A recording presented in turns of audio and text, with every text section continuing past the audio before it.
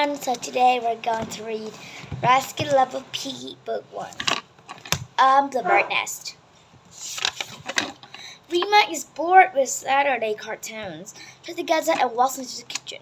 The counter is covered with baking sheets of the sack of sugar and pistachios. "We are going to bake today," Rima asked. "After a week of school learning English, it feels good to speak Arabic." "Tomorrow there will be a bake sale," Rima's mother explains. "Bake sale?" Rima asks. "What's that?" "We refugees will bake our favorite sweets from home," her mother says. "Americans will come and buy them." This time last year, when Rima was 8, home was a tent among many other tents.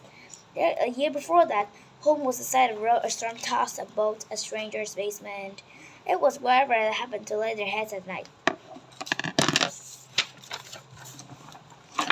When Rima was 6, though, home was a house in the country of Syria.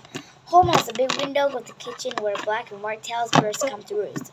There's a carpet in the living room that smelled honey and flour. It had a bedroom with perfect view of the moon.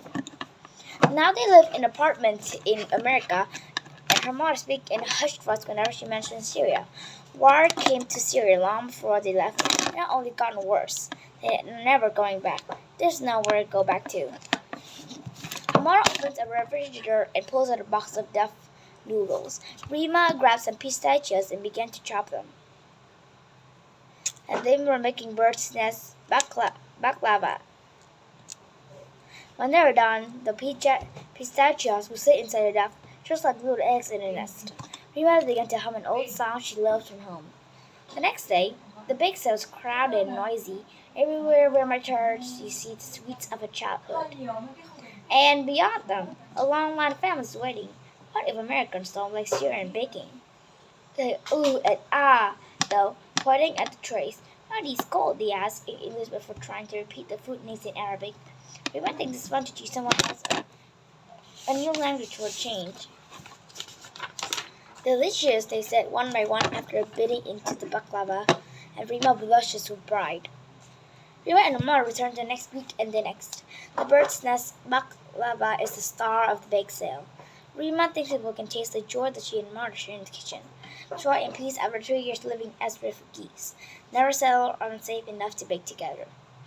One week, a boy named Andy from Rima's school stops her by the table with his family. "At my house in Syria, birds build nests lifted up outside our kitchen window," Rima tells him. When Andy hands her $3 bills, Rima says, "Islamu."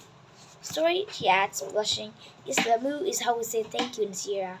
"Islamu, then," said Andy, lifting her baklava with a grin. Rima and Andy don't talk at school. He plays during recess at the other boys, and Rima spent half a day learning English. But every weekend, Andy and his family return to the bake sale. Each time, Andy asks Rima how to say something new in Arabic. "Hello, goodbye, you're welcome."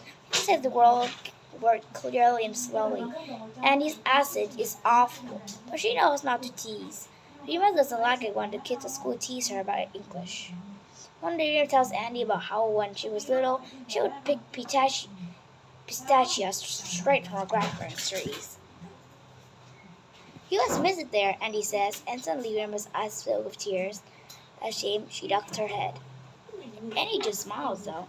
A kind smile, Rima thinks. After work, they pack up. Rima's mother says, "Who's that boy who always talks to you? A friend?"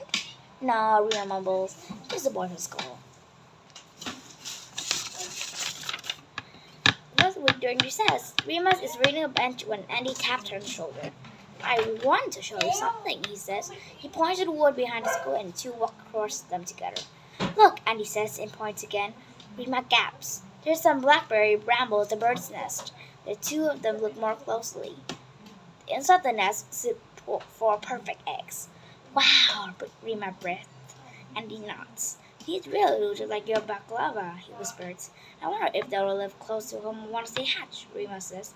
"Or fly far away somewhere new." And he puts his hands in pockets. "Rima," he says shyly, "I know you're sad to leave your home behind, but I want to know you that your new home. You are my Sadiq." He tells her, "Did I say that right? Sadiq." Rima grins. "Of course," he tells him. His Arabic sounds as awful as ever, but she means the word with all her heart. There's no wrong way to say friend. This is the book I'm going to read to you today. It's quite fun, right?